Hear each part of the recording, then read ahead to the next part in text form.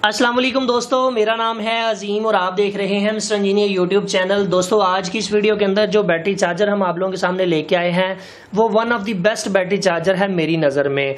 ये battery charger ना सिर्फ आपकी बैटरी को फुली चार्ज करवाता है बल्कि आपके घर के लोड को भी चला सकता है। इसके अलावा आप इससे अपनी किसी भी कार को डायरेक्ट भी स्टार्ट कर सकते हैं बगैर किसी बैटरी के। अक्सर औकात ऐसा होता है कि आपकी कार की जो बैटरी है वो लो हो जाती है, डाउन होने की वजह से सेल्फ नहीं लगती, जिसकी वजह से आपको काफी परेशानी का सामना करना पड़ता है। तो ये एक ऐसी सर्वर की पावर सप्लाई है जो कि आपकी कार को डायरेक्टली स्टार्ट कर देगी। इसके अलावा इस बैटरी चार्जर के अंदर जो कंप्लेन की रेशो है वो ना होने के बराबर है। इसमें कंप्लेन तभी आती है जब आप इसकी तारें उल्टी लगाते हैं। तो आज की इस वीडियो में मैंने आप लोगों को यही बताना है कि आप इस सर्वर की पावर सप्लाई का इस्तेमाल करते हुए कैसे एक ऑटोमेटिक बैटरी चार्जर बना सकते हैं, और इसके अलावा बहुत सारे ऐसे कॉन्सेप्ट भी आप लोगों के क्लियर करने की कोशिश करूंगा जो कि इससे पहली वीडियोस के अंदर आप लोगों ने पूछे थे। तो दोस्तों, बिना टाइम वेस्ट किए चलते हैं वीडियो की जानिब। सब्सक्राइब, लाइक, शाइक वो सब कुछ आपने मुझे पता है कर रखा होगा। सबसे पहले मैं आप लोगों को इसका मॉडल नंबर दिखा दूं। दोस्तों, जैसा कि आप लोग यहाँ पर देख सकते हैं कि ये HP की एक सर्वर कंप्यूटर की पावर सप्लाई है जिसका मॉडल नंबर DPS 600PB है। ये 12 वोल्ट 47 एम्पेयर की एक पावर सप्लाई होती है। इसका ओवरऑल लुक आप लोग यहाँ पर देख रहे हैं। ये जो सर्वर कंप्यूटर होते हैं उनके अंदर से ये पावर सप्लाइयां निकलती हैं। सबसे पहला मरहला ये होगा कि हमने इसको स्टार्ट किस तरह से करना है। देखिए, जब भी आप इसे मार्केट से लेने जाते हैं तो सबसे पहले आपको इसको स्टार्ट करना पड़ता है, इसकी पिनें जोड़नी पड़ती हैं, फिर जाके ये 12 वोल्ट देती है। उसके बाद आपको इसको मॉडिफाई करना पड़ता है। तो इसको स्टार्ट करना बहुत ही आसान है। सिर्फ 3 पिनों को आपने आपस में जोड़ना है जो कि इस तस्वीर के अंदर आप लोगों को नजर भी आ रही हैं। इन तीनों पिनों को आपस में शॉर्ट कर देंगे तो जनाब ये ऑन हो जाएगी। इसके बाद जनाब दूसरे नंबर पर बारी आ जाती है इसको बैटरी चार्जर बनाने की। अगर मैं ऐसे ही इसे डायरेक्ट बैटरी के साथ लगा दूंगा तो जनाब हमारी बैटरी चार्ज नहीं होगी, क्योंकि बैटरी जो होती है वो 14 वोल्ट के ऊपर चार्ज होती है। तो हमें इस पावर सप्लाई को मॉडिफाई करना पड़ेगा 14 वोल्ट के ऊपर। तो वो भी बहुत आसान है। अब यहाँ पर मैं आप लोगों को एक बात बताता चलूं कि अगर आप लोगों को ये सारा इलेक्ट्रॉनिक्स का काम नहीं आता, आप लोगों को चाहिए ये वाला चार्जर बना बनाया, आपको कुछ भी ना करना पड़े, आपको एक बना बनाया 14 वोल्ट के ऊपर मॉडिफाई हुआ तारें लगा हुआ चार्जर आपको चाहिए, तो जनाब आप स्मार्ट eShop.pk से जाके इस बैटरी चार्जर को परचेज कर सकते हैं। इस बैटरी चार्जर की जो प्राइस है वो 2500 रुपए है। फ्री डिलीवरी के साथ ऑल ओवर पाकिस्तान में हम आपको ये डिलीवर कर रहे हैं। इसमें आपको पावर केबल भी साथ में दी जा रही है। अगर आप पावर केबल परचेज नहीं करेंगे तो आपको मजीद 200 रुपए का डिस्काउंट हो जाएगा, और अगर आप उससे भी ज्यादा डिस्काउंट चाहते हैं तो आप इजी पैसा या जैज़ कैश से पे करें तो आप लोगों को मजीद 200 रुपए का डिस्काउंट मिल जाएगा। यानी कि यही बैटरी चार्जर अगर आप इजी पैसा, जैज़ कैश और विदाउट पावर केबल लेते हैं तो 2100 का आप लोगों को देखने को मिलता है। सो ट्रस्टेड वेबसाइट है, परेशान होने की जरूरत नहीं है, गारंटी मेरी है। अभी आप लोग यहाँ पर देख सकते हैं कि मैंने इस पावर सप्लाई को तो ओपन कर लिया है। अब ये जो इसका पेपर है इसके साथ जुड़ा होता है, तो सबसे पहले आपने इसको हटाना होता है इससे। अब इसको हटाने का तरीकाकार ये होता है कि इसके पेपर को आप यहाँ से टाइट करके पकड़ के रखें। अव्वल तो गर्मी में तो ये आसानी से उतर जाता है, सर्दियों में थोड़ा सा तंग करता है, तो किसी भी फ्लैट स्क्रू ड्राइवर की मदद से इसकी डबल टेप उतारेंगे, आसानी से ये रिमूव हो जाएगा। अब जनाब मैं इसके ये वाले ऊपर वाले फ्रंट कवर को रिमूव करके साइड पे कर देता हूं। अब यहाँ पर देखें इसके साथ ये फैन लगा हुआ है। इस पावर सप्लाई को मॉडिफाई करना थोड़ा सा मुश्किल हो सकता है। मुश्किल से मुराद ये कि इसके स्क्रूज बहुत ज्यादा होते हैं, बाकी तो इसके अंदर सिर्फ एक रजिस्टर ही लगेगी, तो इसके ये स्क्रूज जो है इनको खोलना थोड़ा सा मुश्किल होता है। देखें, एक स्क्रू यहाँ पर लगा हुआ है, मैं इसको खोल लेता हूँ। इसके बाद जनाब 2 स्क्रू यहाँ पर लगे होंगे, 2 यहाँ पर लगे होंगे, तो इसके अंदर काफी सारे स्क्रूज होते हैं जिन्हें हमें रिमूव करना पड़ता है। तो मैं जरा जल्दी के साथ सभी स्क्रूज को रिमूव करके आप लोगों को दिखा देता हूँ। इसका बोर्ड बाहर निकाल के फिर आप लोगों को बताता हूँ कि कैसे आपने इसको मॉडिफाई करना है। अभी दोस्तों, जैसा कि आप लोग यहाँ पर देख सकते हैं कि थोड़ी सी एफर्ट करने के बाद हमारी ये पावर सप्लाई का बोर्ड बाहर आ चुका हुआ है। तो मैं जनाब जूम करके आप लोगों को दिखा देता हूँ कि कहाँ पर हमने कौन सी रजिस्टर लगानी है। सबसे पहले बात ये आ जाती है कि हमने इसको मॉडिफाई कैसे करना है, यानी कि इसको स्टार्ट किस तरह से करना है और 14 वोल्ट के ऊपर कैसे लेके जाना है। जैसा कि आप लोग यहाँ पर ये वाला कनेक्टर देख रहे हैं, ये सीधा जाके ये वाले बोर्ड के अंदर लगता है जहां से ये आपकी पिन आउट हो रही होती है। तो आप चाहें तो इसको भी कट करके इसको डायरेक्टली यहाँ से भी मॉडिफाई कर सकते हैं और इस जगह से भी कर सकते हैं।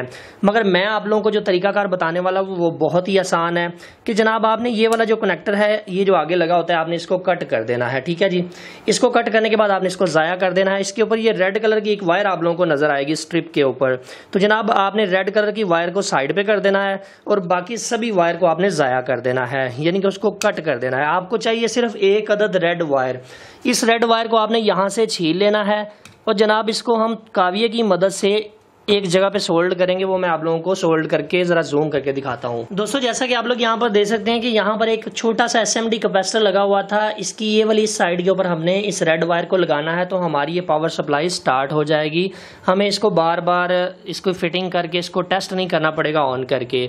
अब दूसरा जो मरहला है इसको जरा आपने गौर से सुनना है। अभी जनाब हमने इसको कुछ शॉर्टकट तरीके से मॉडिफाई करना है। तो यहाँ पर आप लोग देखें जिस जगह से हमने इन तारों को कट किया था, तो यहाँ पर इस दाहिनी साइड से ये जो दूसरी पिन है इसको बाइनी साइड से तीसरी पिन और फिर दाहिनी साइड से चौथी पिन, इन सबको आपस में जोड़ देना है।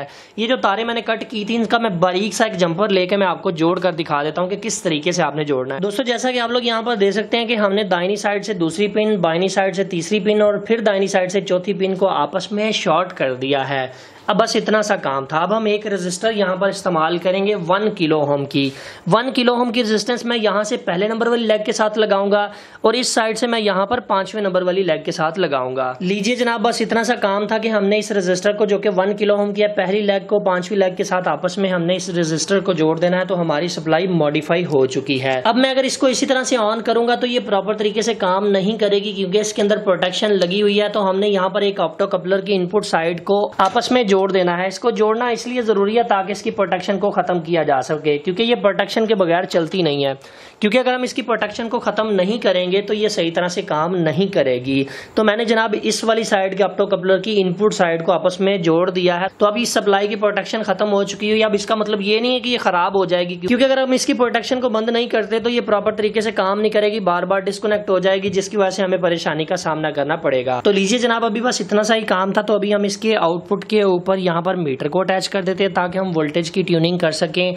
और यहाँ पर जनाब हम इसको पावर केबल के साथ कनेक्ट कर देते हैं। पावर केबल के साथ लगाते वक्त एहतियात जरूर करें, आपने लकड़ी की चेयर के ऊपर बैठना है। पावर सप्लाई के इनपुट सेक्शन को, हीट सिंक को टच नहीं करना, क्योंकि ये वाले हीट सिंक को टच करेंगे तो आपको इलेक्ट्रिक शॉक लग सकता है। तो आपने लकड़ी की चेयर के ऊपर बैठे होंगे तो आपको कोई प्रॉब्लम नहीं होगी। तो जनाब जैसा कि आप लोग यहाँ पर देख सकते हैं कि हमारे पास जो वोल्टेज है वो 13.8 आए हैं। तो ये थोड़े से कम मुझे लग रहे हैं, क्योंकि हमारी बैटरी 14 वोल्ट या 14.5 के ऊपर जाके फुल होती है। तो मैं क्या करता हूँ कि इसके वोल्टेज को ये वाली वेरिएबल से इंक्रीज करता हूँ। मैं जरा जूम करके आप लोगों को दिखा देता हूँ कि जनाब यहाँ पर 2 वेरिएबल आप लोगों को नजर आ रही हैं। ये जो नीचे वाली वेरिएबल है मैं इसको रोटेट करूंगा, थोड़ा सा क्लॉकवाइज या एंटी क्लॉकवाइज घुमा के देखूंगा कि किस साइड के ऊपर रोटेट करने से हमारे वोल्टेजेस इंक्रीज होते हैं। तो आप लोग जनाब यहाँ पर देखिएगा, अगर मैं इसको एंटी क्लॉकवाइज घुमा रहा हूँ तो हमारे वोल्टेज बढ़ रहे हैं। तो मैं जनाब इसको मजीद थोड़ा सा एंटी क्लॉकवाइज घुमाता हूँ। दोस्तों जैसा कि आप लोग यहाँ पर देख सकते हैं कि हमारी ये सप्लाई 14 वोल्ट के ऊपर मॉडिफाई हो चुकी है। अब आप इसके मजीद वोल्टेज भी बढ़ा सकते हैं। जैसा कि आप यहाँ पर देख सकते हैं कि 14.1 हो चुके हैं। ये 14.2 से 14.3 तक जाती है, जो कि रिकमेंडेड नहीं है। इससे पावर सप्लाई की लाइफ कम हो जाती है। तो 14 वोल्ट तक रख लें वो ज्यादा बेहतर है, या 14.1 तक रख लें वो ज्यादा बेहतर है। 14 वोल्ट के ऊपर रखने से हमें फायदा ये होगा कि हमारी पावर सप्लाई लॉन्ग लाइफ चलेगी, बैटरी को भी प्रॉपर चार्ज करेगी। हाँ, ये अलबत्ता टाल ट्यूबलर को 95% तक चार्ज करेगी, 100% तक चार्ज नहीं करेगी। अभी जनाब हम इस पावर सप्लाई को वैसे ही फिट कर देते हैं और इसकी बैक साइड के ऊपर तारें लगाकर और एलिगेटर लगा देते हैं। अभी दोस्तों जैसा कि आप लोग यहाँ पर देख सकते हैं कि हमने इस अडॉप्टर को तारें लगाकर बैटरी के साथ कनेक्ट कर दिया है। आप लोग यहाँ पर देख सकते हैं कि इस वक्त हमारा ये बैटरी चार्जर 7 एम्पेयर से हमारी बैटरी को चार्ज कर रहा है। अब आप लोग ये सोचेंगे कि ये 47 एम्पेयर का बैटरी चार्जर है और सिर्फ 7 एम्पेयर से बैटरी चार्ज कर रहा है। तो यही तो इसका कमाल है कि जितने बैटरी को एम्पेयर चाहिए होते हैं ये सिर्फ उतने से ही हमारी बैटरी को चार्ज करता है। अगर आप इसके ऊपर डीसी लोड डालेंगे, डीसी लाइटें, पंखे वगैरह चलाएंगे तो उस हिसाब से इसका लोड इंक्रीज होता रहेगा। तो जैसे ही आपकी बैटरी फुल हो जाएगी ये अपने एम्पेयर को 0 कर देगा। कुछ लोग ये समझते हैं कि इसका फैन बंद हो जाता है, लाइट बंद हो जाती है। ऐसा नहीं होता, इसका लाइट और फैन चलता रहता है ताकि ये पावर सप्लाई ठंडी रहे। अब जैसे ही आपकी बैटरी फुल होगी तो ये एम्पेयर जो है वो 0 की जानिब चलते जाएंगे। अभी दोस्तों यहाँ पर बहुत सारे लोग ये समझते हैं कि ये बैटरी चार्जर है और साथ में यूपीएस का भी काम करता है, तो ऐसा हरगिज नहीं है। ये सिर्फ आपकी बैटरी को चार्ज करवाता है। इसको आप 220 वोल्ट देंगे तो ये 14 वोल्ट से आपकी बैटरी को चार्ज करवाएगा। इसके अंदर यूपीएस वाला फीचर अवेलेबल नहीं होता। बहुत सारे लोग यहाँ पर ये भी कंफ्यूज हो जाते हैं कि भाई ये तो 14 वोल्ट प्रोड्यूस करके दे रही है, तो अगर इसके ऊपर 12 वोल्ट वाली लाइटें, पंखे चलाएंगे तो उनको कोई नुकसान तो नहीं होगा, खराब तो नहीं होगी। तो ऐसा बिल्कुल नहीं है।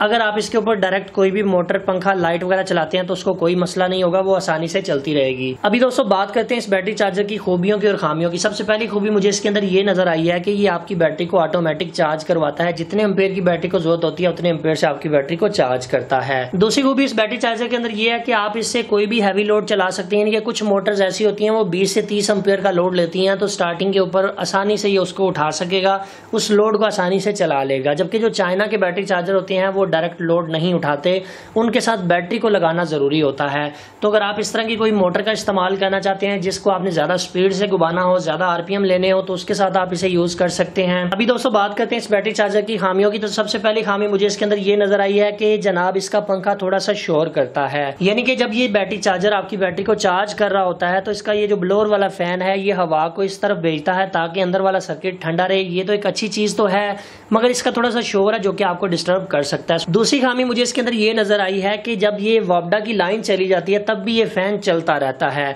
जो कि कुछ मिली एम्पियर के अंदर आपकी बैटरी से करंट को जाया करता है। तीसरी खामी मुझे इसके अंदर ये नजर आई है कि बरसात के मौसम में अगर आप इसको इस तरह से टच करेंगे, जूते आपने पाँव में नहीं पहने होंगे, तो ये आपको हल्का फुल्का इलेक्ट्रिक शॉक लग सकता है। क्योंकि ये कंप्यूटर की पावर सप्लाई है, तो कंप्यूटर की पावर सप्लाई में आप लोगों को पता है कि हल्की फुल्की आपको इलेक्ट्रिक शॉक लगती है अगर आपने जूते नहीं पहने होंगे। तो अगर आपने जूते पहने होंगे तो आपको कोई इशू नहीं है। इसका हल ये है कि आप अपने घर में प्रॉपर ग्राउंडिंग करवाएं। सो फाइनली दोस्तों आज की वीडियो यहीं तक थी। उम्मीद करते हैं आप दोस्तों को पसंद आई है। वीडियो पसंद आने की सूरत में वीडियो को लाइक जरूर कर दिया करें, इससे थोड़ी सी हौसला अफजाई हो जाती है। और अगर आप इस तरह की वीडियोस को देखने के शौकीन हैं तो हमारे चैनल मिस्टर इंजीनियर को जरूर सब्सक्राइब कर लीजिएगा, क्योंकि हम आप लोगों के लिए इस तरह की अच्छी अच्छी वीडियोस लेके आते रहते हैं। अपना बहुत सा ख्याल रखिएगा, अपनी दुआ में याद रखिएगा। अल्लाह हाफिज। पाकिस्तान जिंदाबाद।